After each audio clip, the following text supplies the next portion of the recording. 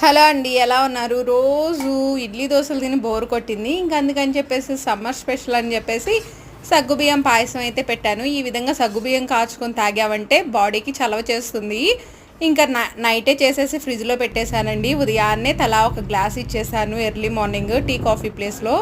ఇంకా ఆ తర్వాత మా వాళ్ళు అదొక్కటి సరిపోదంట.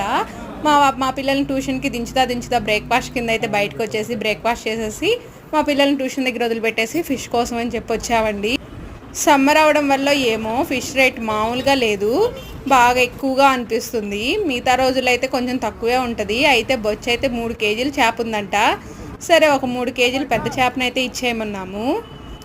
ఈ బారుకి ఫిష్లే అమ్ముతూ ఉంటారు. ఇంకా రొయ్యలు కూడా తీసుకుందాం అంటే 1 కేజీ రొయ్యలు వచ్చేసి 300 చెప్పారు. 1 కేజీ ఒలిసిన తర్వాత ఒక 1/2 కేజీ అయితే ఉన్నాయి. ఇంకెళ్ళి వంట చేయాలి. ఫిష్ ఎలాగో తీసుకుంటాం అని తెలిసే వచ్చేటప్పుడే చింతపండు అవన్నీ నానబెట్టేసి